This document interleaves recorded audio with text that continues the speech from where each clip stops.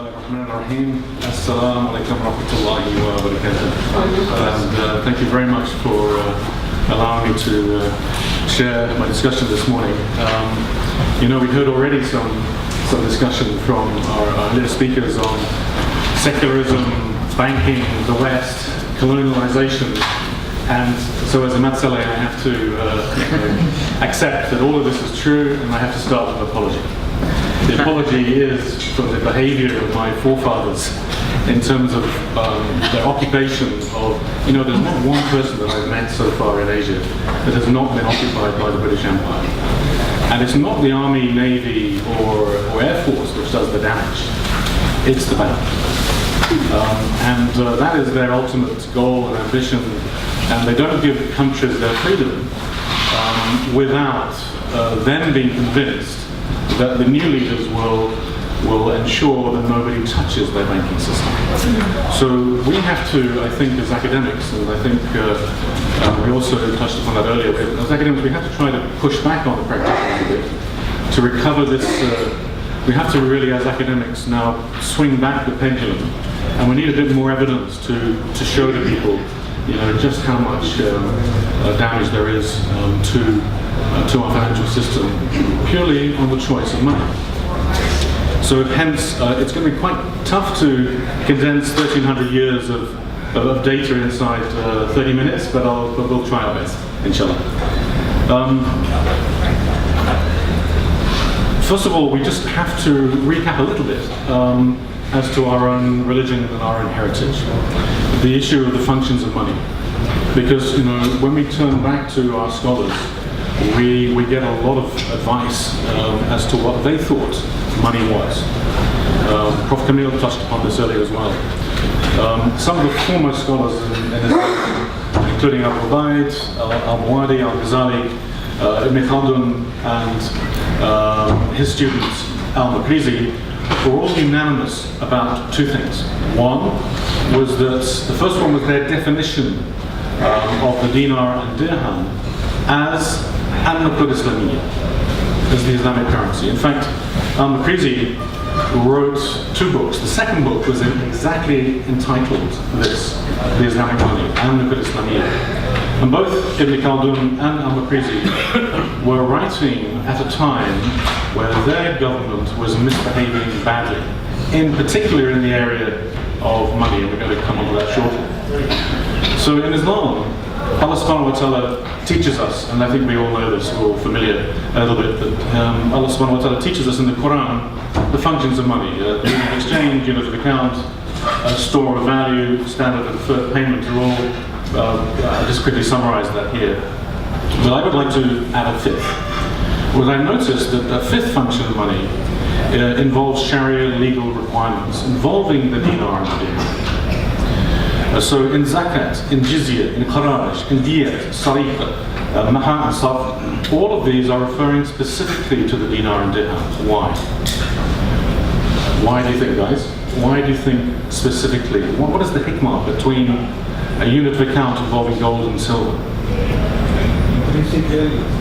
Sorry? Intrinsic value. Intrinsic value, because if you're going to impart justice, the delivery of justice has to be constant. The delivery of somebody caught stealing, 1,400 years ago has to be the same. And the impact on justice has to be the same today. So, yes, I would say that, and this is what got me to start thinking about value and extrinsic value in terms of medium exchange, is that there's no change in how Allah subhanahu wa ta'ala is requiring us to impart justice in all of these areas of law, family law, criminal law, fiqh, muamalah, etc. So it's actually, I would argue that the dinar and dirham is part of our religion. It's part of our religion in terms of the Sharia injunctions, not just in terms of the medium of exchange. But let's just concentrate on the issue of money. Because we know money is a common denominator for all economic transactions. And very specifically, I think Al-Ghazali was the most astute at his definition, where he was describing in Iham al-Din that money is defined as an instrument of transfer. Now, if we just legislated for this definition, actually our entire monetary and financial system would be different. Because this was exactly the definition of money which the West changed. And mainstream economics today defines money as a commodity, right, that comes at a price, not merely a instrument of transfer. And they did that for a very specific need. They very specifically wanted to change the definition of money in order to justify a theory of interest and a theory of banking. Very, very simple. Today, unfortunately, and I think Brother Zaid also mentioned this earlier, our contemporary scholarship views that in terms of OIC Fig Academy, it stipulates that fiat money is acceptable. Well, the classical scholars also stipulated that yes, on one hand we have Annikan Islamiyya, but we also have a medium of exchange, Wasila Tabadul, which mankind is also free to choose anything. Any kind of, whether it's iron or wood or paper can be used. But I think what we're going to see this morning is that there's an impact. If you don't use gold and silver in your monetary system, there's going to be an impact economically to our bottom line. So in this case, we can actually test the performance of the monetary policy in terms of the monetary system and medium of exchange by analysing the store of value function of money. So this would really provide us with a litmus test. Can you remember when we were doing our chemistry school? Our chemistry lesson, we were dipping the blotting paper into liquid. If it was red, acid. If it was purple, also not too good to drink. But if it was green, neutral water. So we can come up with an approach in order to discover a litmus test. What is really in our interest and what is not. So is it the case that our fiat money today is acting in the public interest, maslaha, or is it really very harmful, darar? So not only could we say that that's in the area of monetary economics, but it is also certainly in conformance with the Maqasid al-Sharia, because we're dealing with the store of value analysis. So that's exactly what the Maqasid talks about in terms of Hafiz Amal. And in essence, this sort of 1300-year analysis of various mediums of exchange in various jurisdictions and various chronologies is an impact assessment. We are developing here an impact assessment as to which medium of exchange is genuinely acting in our interests. So here's the problem.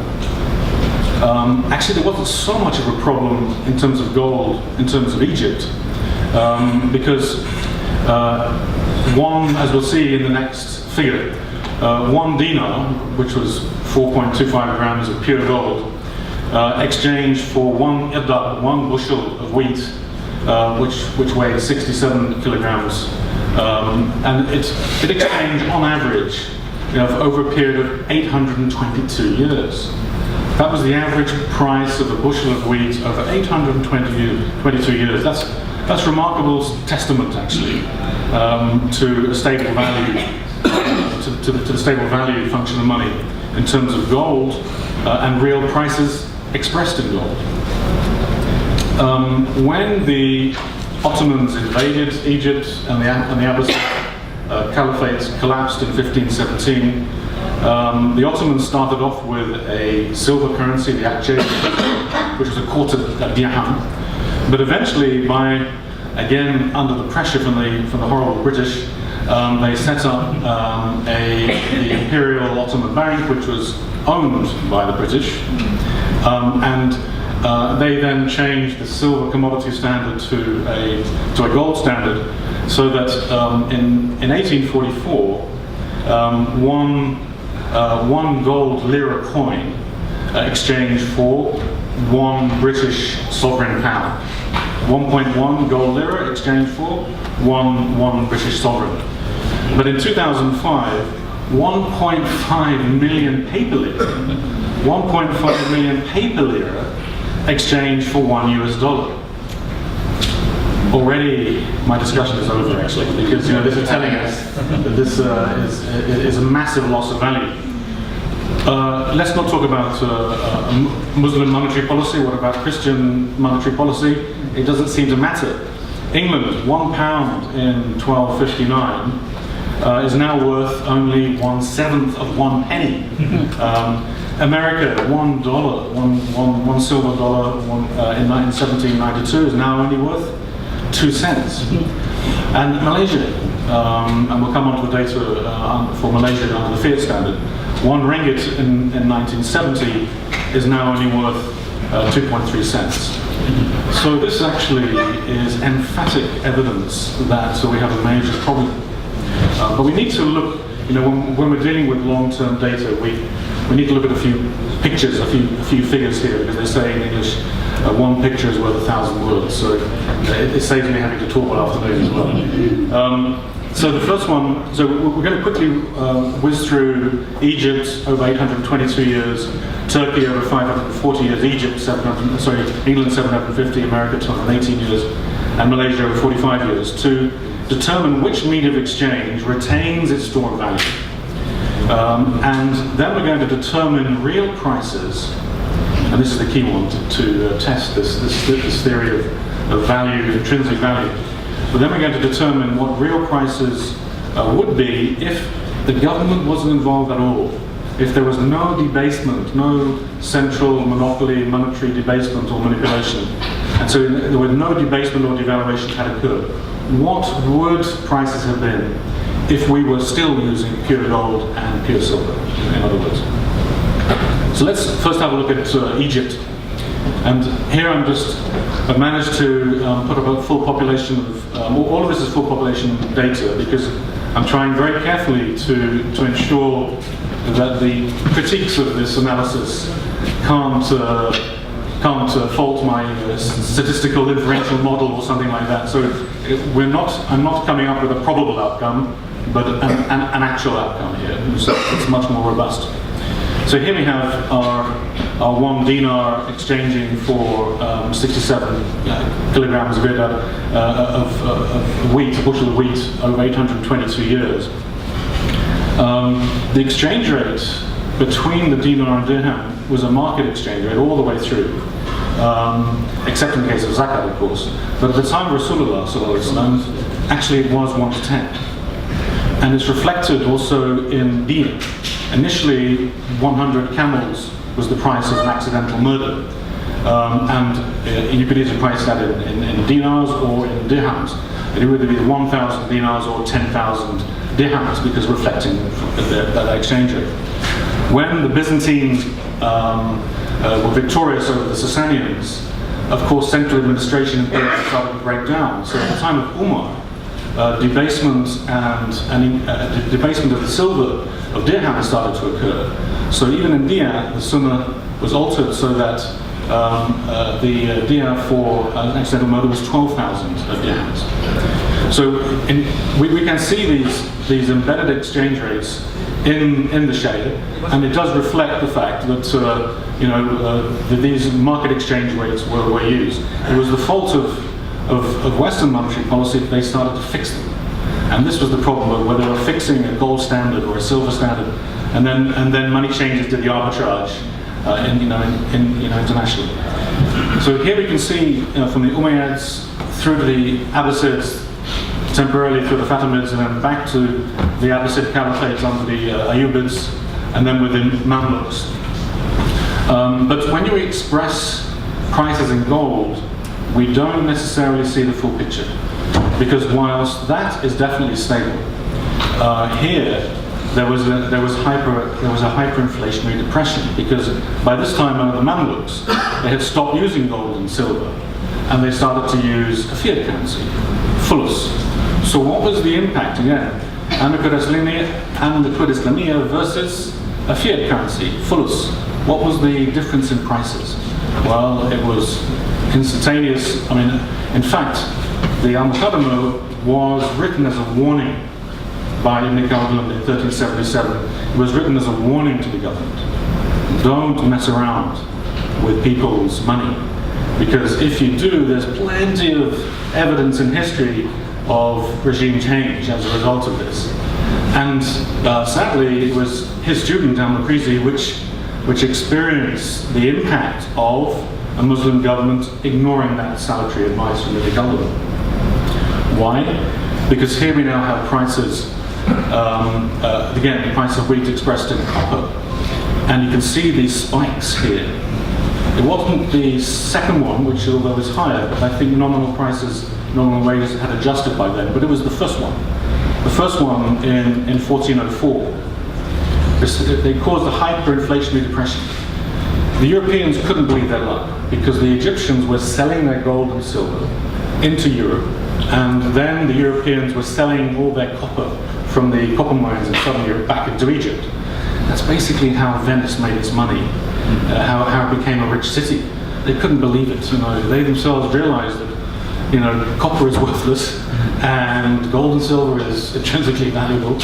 But this is what happens when the Caliph and the Sultan essentially privatized the mint, because the guy that was responsible paid a bribe to the Sultan, and he then had to get a loan to repay that bribe, and the only way to do that was to try and make money out of the mean of exchange in order to recover his loan and pay off his loan. So he was ruthless about manufacturing fiat money at that time. What was the impact of changing from gold to copper? Because gold was was essentially the Egyptian currency. What was the impact? It was a hyperinflationary depression in 1404, when Al-Makrizi was in charge of Asst. And the result was, as Al-Makrizi writes, he said, Allah subhanahu wa ta'ala punished us. He punished us, just like he punished Fir'aun at the time of Musa. So in 1404, half the population of Egypt died through price inflation. They couldn't afford anything. The very next year, the plague and starvation came. The same punishments that was sent to Fir'aun came to the Mamluks at the time of the Egyptians. All the animals died. So half the humans died in 1404, all the animals died in 1405. For an agricultural economy, that was devastation. So basically Ibn Khaldun and Al-Makrizi were right. We shouldn't mess around with our mean of exchange because there's a regime change. And for sure, they had a brief monetary reform, but it didn't last too long. And lo and behold, by 1517, the Abbasids lost their caliphate as a result, and the Ottomans invaded, and that was the end of the Abbasid Caliphate. So this is when I restored that value and corrected the intrinsic loss of value. It's pretty much similar because essentially there was a large amount of stability, but essentially this is the red line is real prices expressed in gold, and the blue line is the inverse of that, the purchasing power of gold. So as Prof was saying earlier, gold is stable for 822 years. So I mentioned the Ottomans. Well, they started off well in 1517. One of the advantages of studying the Ottoman currency is that they adjusted all their accounts in the Aceh, which was a quarter dirham, originally a pure silver coin. So the Egyptians had gold initially, and they ended up with silver and then copper, and then the Ottomans started with silver. But unfortunately, the temptation is too big for certain Ottoman governments, because their monetary policy also involved an element of debasement, and that's very, very apparent in the 1800s. And we can see here that the price of silver is the black line, and the wholesale price index is the red line. So we can see that prices were low, and it was being led by the price of silver. So when your value of your currency is stable, prices are low and stable. And at the bottom is the purchasing power of silver. So despite the sort of breakdown monetary order in the 20th century. And despite what happened here was clearly in 1924, the collapse of the caliphate, and then Kemal Atatürk changed everything, and we have paper replacing gold, and we can see exactly, the evidence is very clear what happened to prices when they went to the moon. And in fact, the paper lira became the most devalued currency in all of history. When I corrected the, also this is just showing the inverse then of prices, because the purchasing power money is the inverse of prices. So we can see this more clearly, and we can see that in particular in 1971, this collapse in value, in intrinsic value, is very evident. A reasonable amount of stability under the Ottoman Caliphate. When they allowed the British to set up the Ottoman Bank, paper, the usual trick, they collect the gold and silver and they give the paper and the debt. This is the same trick which, by this time, Rothschilds was running the British monetary system. This was the same trick which they imposed on every jurisdiction that they could get the British to invade, basically. And including here. So, and this is the remarkable graph. This is when I corrected the loss of the value in money, what would the prices have been? And we can see that this is wholesale prices expressed in silver. One was earlier in Egypt was gold, this is now silver. So whether it's gold or silver, this is truly remarkable stability. So now we understand why there were no central banks actually during the Dar al-Islam, during the Abbasid, Umayyad Abbasid, Ottoman Caliphate. There were no central banks. There was no need to monopolize and manipulate and manage the medium of exchange. Trade, I mean, mankind was trading. When the Muslim went to the market, he shook hand and he agreed, Sirallah, this is the price that Allah decides. Right? So unfortunately, as I said earlier, the common denominator for those transactions is money. So when you allow an institution to manipulate the denominator, then we see prices being distorted. Actually, if we had a constant value as the denominator, then we would see this is Sirallah. The red line is Sirallah. The previous line was where it was escalated up, which was an exponential curve, was when man thinks he knows best and introduces some other mean of exchange and another institution outside of the Sharia.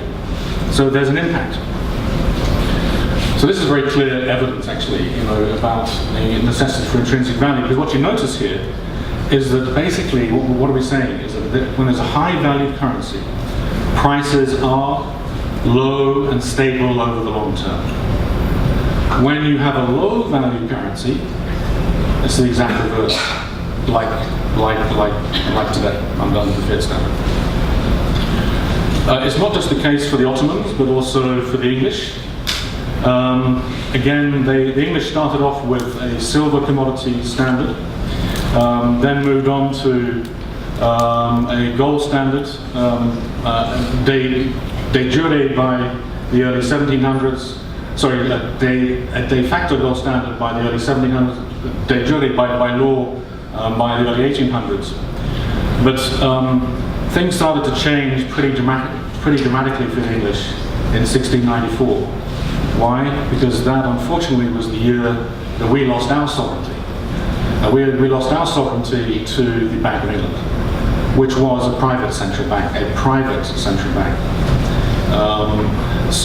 and they monopolized all of the monetary system. They collected all the gold, they gave us paper, and whenever the English went to war with another country, a neighboring country, whether it was the French, the Germans, the Dutch, everybody rushed down to the bank to try to get their gold back. We were told that it was a 100% reserve system. The Atipula, they lied, and we exposed the lie when we realized that when we tried to get our money back out of the bank, they closed the door. There was a suspension of payments. But once again, just as with the Ottoman data, we can see towards the 20th century, we can see this breakdown of monetary order again, and we can see that how prices have escalated substantially, and indeed the value of the currency expressed in this case the price of gold, because it would reflect that devaluation. All the way along, we can see the purchasing power of gold is stable over the long term. And in fact, it was the goldsmith bankers that really started this whole exercise in the late 1500s under King Henry VIII, who was very famous for his divorces and his decapitation of his wives. He was a very aggressive king, but one of the things he debased the English currency so that it changed, actually, ultimately subsequently changed from the silver to a gold standard. And then this is what happens if there was no Bank of England, and if we had just maintained a pure English penny or a pure English silver penny or gold penny. What would prices have been if there was a 24 carat medium of exchange in existence? And we can see here, in this case, this is the red line is commodity prices expressed in gold, and the inverse of which is the purchasing power of gold. So once again, the same results are coming up, whether it's in Muslim jurisdictions or whether it's in Christian jurisdictions. The impact of ignoring gold and silver is dramatic, and when you restore that intrinsic value, it is also equally dramatic. So we can see that this is what prices would have been. No inflation during the 20th century, and in fact there would have been remarkable stability. The United States is another, we all know the US dollar is the international reserve currency, but actually the history of the United States is an interesting one, because when the English set up the Bank of England, there was a group of people who were anti-Riba. And in fact, they hijra away from England, and they arrived in Massachusetts, and they set up a new colony. They were called the Pilgrim Fathers. They hated Riba, they hated usury, they were disgusted with their government for setting up this institution. So the American colonies were Riba-free initially. Right? When the English saw that how wealthy these guys had become, they realized, we have to establish our world order, and they tried to impose all taxes had to be paid in gold and silver, but then everyone else would be using paper and debt, the usual mechanism. The Americans didn't want to pay their taxes in precious metal. They had the scarcity of the medium of exchange was becoming even more apparent. So there was a very famous incident, the Boston Tea Party. They pushed the tea into the Boston River just out of refusal to pay the taxes in precious metal. The British sent their army. This is why, and this is an important lesson. The British Empire, they sent the biggest empire in the world at the time, they sent their army and their navy, pro-Riba empire, global superpower. They lost. They lost. The Americans won. The small little militia, anti-Riba army, they won. 1776, with the American War of Revolution, of independence, and they won. The British were infuriated. They tried to insert first one, then a second, not on the East Coast, but on his tombstone, it's got, "I broke the bank." I broke the bank. Whilst he was alive, he arrested. Just imagine this happening today. He arrested the governor of the central bank and put him in prison. Wow. Accused him of usury and alchemy, and closed it. And we wonder why America became pretty powerful and rich after this.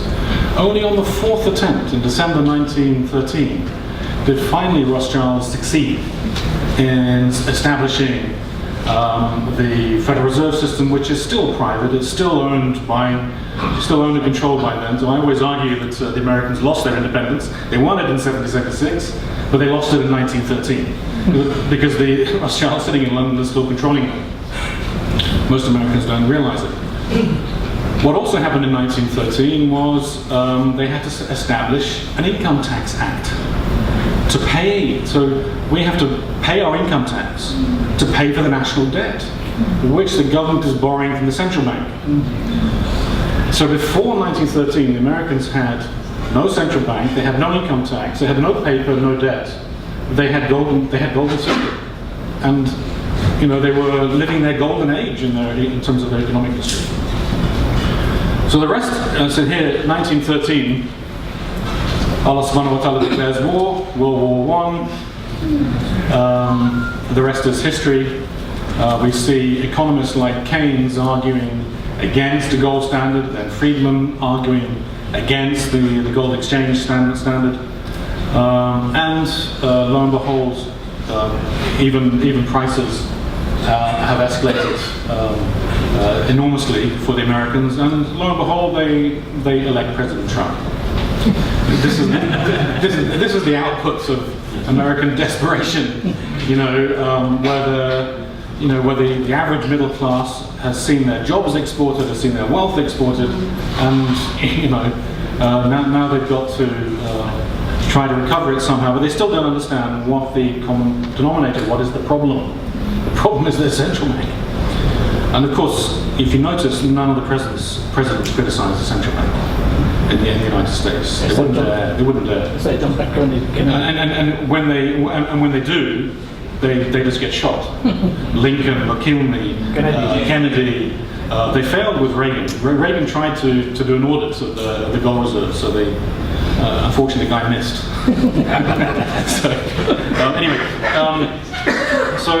And look what happens if the Americans hadn't had their central bank. What would have happened if they just maintained a 24 karat gold or silver dollar? Look at what happens with prices. Stable. This is what the Americans would have experienced, if there had been no monetary manipulation. Now we're going to get on to Malaysian data, because we're going to focus specifically on the fiat standard. But I just need to quickly revisit this issue of fractional reserve banking, which, just to reiterate, was started in England in 1694 and then reenacted in 1844. So the fractional reserve business model is not an Islamic model. It's coming from my country, which last time I checked was Dar al-Kufr. That's why I hijrated to Alhamdulillah, to Malaysia, first of all Terengganu, Dar al-Iman, then to Selangor, Dar al-Ihsan, Alhamdulillah. So I'm a product of Malaysian tertiary education. When Allah decided that I needed re-educating, he sent me to Malaysia, Alhamdulillah. So, the banking system was invented and exported and franchised aggressively by the British. So, and it's exactly true what the earlier presenter said. Banks are not financial intermediaries. Every single one of our textbooks says so, and every single one of them is wrong.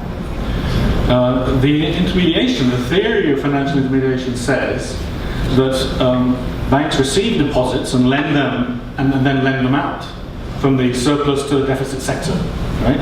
But actually, according to the Bank of England themselves, in the video and in the quarterly bulletin published in 2014, whenever a bank makes a loan, it simultaneously creates a matching deposit in the borrower's bank account, thereby creating new money. So this, essentially, we've got to agree to get into debt first, and then it is simultaneously recorded as an unfunded bookkeeping entry as a deposit.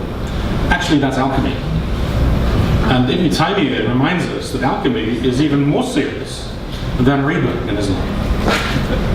Alchemy is even more serious than riba in Islam. But that's precisely the modus operandi of all banks, including Islamic banks. And we also, and then the first governor of the Bank of England in 1694 confirmed this. The bank has the benefit of interest on all money, which it creates out of nothing. So a bank, and this is a very careful observation, a bank needs to create money because a debt is greater than cash received. Right? It needs to, it's much unpayable. The fractional reserve ratio is as much umbrella for riba. because in order to find new money to pay for future interest obligations, you need to create money out of nothing, because the money supply doesn't exist for the interest. So you've got to create it in order to find it and pay for it. That's the alchemy and the riba combined, unfortunately. So that's just to quickly summarize what we observed earlier. So is this really true? So let's have a look at the monetary balance sheet of the Ringgit Malaysia. And here we have assets and liabilities. And we notice that we have our M3, in terms of our widest monetary aggregate, 1.5 trillion here. This is as of December 2015. And you notice that we have deposits and currency. That's currency being notes and coins in circulation. These are bank deposits. But then, as Prof would have said, assets must equal liabilities. So we have a little bit of gold, but this is all IOUs. So we have, in fact, a currency that is 99.7% backed by debt. Actually, that's the same for every fiat currency. We have a debt-based currency. Now, interestingly, the IOUs to the banks command an interest rate. We'd all agree on that. Bank deposits also command a time value of money return, even when it's embedded in a HIBA rate, but certainly, obviously, in a bank deposit rate of return. So this would explain the nature of the primary determinants of money supply. The aggregate interest rate, the combined interest rate on deposits, plus the interest rate on IOUs, on loans, add them together, and you get the primary determinant for a growth in the fiat money supply. I'm just going to show the data shortly. Now the problem is that in Malaysia we have a dual banking system, and as of last year, Bank Negara announced that the market share of Islamic financial institutions is now 30% of all banking assets. So the data I'm going to present must mean that Islamic banks are 30% responsible for what's going to happen when I show this. Logically, we have to. If you're announcing that, the Islamic banks have 30% market share of these loans and financing, then you must accept that you have a 30% responsibility of what we're going to discuss shortly. So here we see how Malaysian monetary aggregates, M3 here, is highly correlated to nominal GDP. Right? So you see something here in terms of interest driving money supply driving GDP. Right? And the correlation here was 0.997 when it comes to M3. So that's almost unity. Okay? 0.3, is it co-present in Benin? Yes. Yeah. Now, here's the interesting one. The black line is the actual M3 money supply.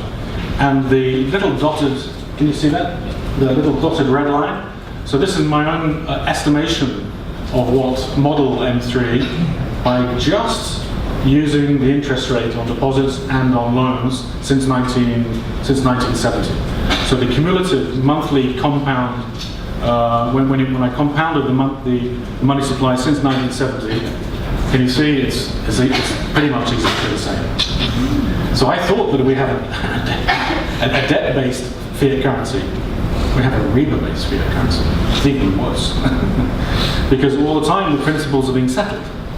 What's left is the increase, and which is being compounded. So we're in serious problems because we have a riba-based currency that we're using in our transactions, and we're thinking when we're buying and selling things, when we're going for our Hajj or for our Umrah, we think that all of this is accepted. And just how much of our ibadah is being accepted when the medium of exchange is a riba-based currency? Imam Ghazali would have argued that any medium of exchange absent of gold and silver is counterfeit. So if Al-Ghazali was here today, he would argue that the whole thing is counterfeit and just legislate against it. So here we have the prices in Malaysia since 1970, and the inverse of which is the purchasing power. So this is the same graph as we saw vis-a-vis the Turks, the English, and the Americans. The same level of collapse. This is an exponential curve in terms of prices and the loss in terms of purchasing power. So what would happen if we restore the value of money to the mean of exchange? If the ringgit was defined as pure gold and pure silver in 1970, what would prices look like? So the prices are the red line. So you can see, again, evidence, clear, emphatic evidence. And we can also see how prices were low and constant over the long term, right? And the next big question is 1998, 1997, Asian financial crisis. That was a massive problem for Asia. Where is the crisis? It's not there. Not there. Crisis tak ada. No, so that's why I argue we are misdescribing these financial crises. They're not financial crises, they're monetary crises. We've got the wrong mean of exchange, and therefore we're getting ourselves into trouble. Do you know how many financial crises, monetary crises, debt crises, how many have there been since 1970 globally? Anybody know? Anybody guess? Wild guess. How many? Five. It absolutely conforms to the Maqasid al-Sharia in terms of FSLM. Conventional monetary policy, whether it's monetarism targeting the quantity of money with Friedman, or whether it's via interest rates, and usually when we open up our conventional economics textbook, it's you're reading Marshall neoclassical for microeconomics, and you're looking at Keynes for the macroeconomics. So essentially, all via interest rates on Keynes. If the objective is price stability, then they fail because under the fiat standard, prices have increased exponentially. So this is the key. We have to lower our standard of living to pay for higher prices and interest, such that our wealth is being confiscated through inflation and transferred to the profit and loss statement of the banking system. Fiat money transfers wealth. Gold and silver protects wealth. This is the Rothschild's banking system is transferring our wealth, although we don't realize it. So I'm just quickly going to discuss the issues relating to fractional reserve banking, because the bad news is that we are not only experiencing a fractional reserve banking, but also there's a fractional reserve gold market. In LBMA data, for every 45 ounces of gold being traded in the world today, 44 are unallocated. Only one is allocated. So in that case, we have a fractional reserve gold ratio of 2.3%. In the presence of all these gold derivatives, the price of gold is $1,250. Absent of all these paper trades, it should be $54,000 an ounce. That is the true price of gold. Now, according to the American data itself, USGS, right, US Geological Survey, World Gold Council, Silver Institute, there have been 4.7 billion ounces of gold dug up by mankind to date, and 47 billion ounces of silver. It's actually a ratio of 10 to 1, interestingly. When we look at the M1 global monetary aggregate of 27.2 trillion, at the 10 to 1 exchange rate, that implies a gold price of 2,900 ounces and a silver price of 290. However, when we consider the fractional reserve gold ratio of 2.3%, a nominal price of gold of 1250 implies a real price of gold of 54,000. Now, when we multiply from ounces into tons and multiply it by the true price of gold, we get a value of 52.8 trillion. In other words, that's less than the M2 global monetary aggregate of 62 trillion.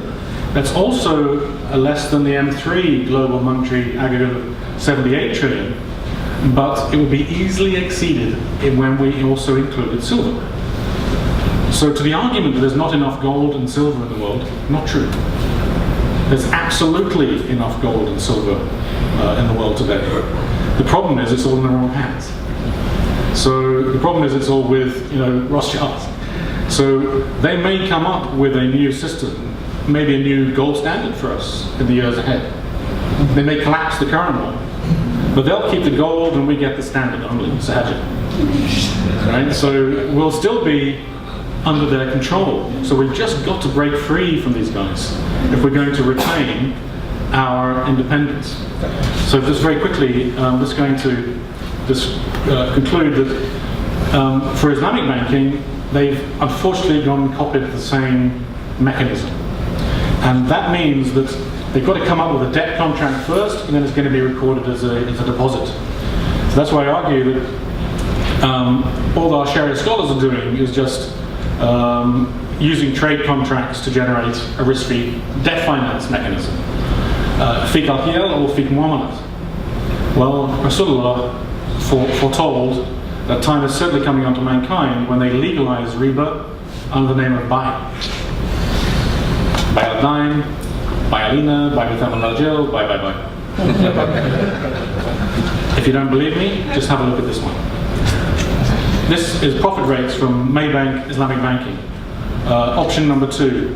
When I came to Malaysia in 2004, I went into Maybank in the Petronas Towers with the branch down below. I said, I'm thinking about buying a house in this wonderful state called Terengganu. Can you give me a quote? So they said, yeah, sure, here's our leaflet.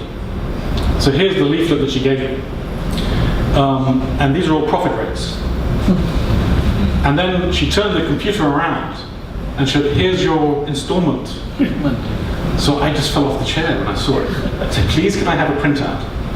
So now I'm showing you what I saw on the other side of the computer. Maybank loan simulator. Look at the columns here. Payment, interest. They were still using an interest.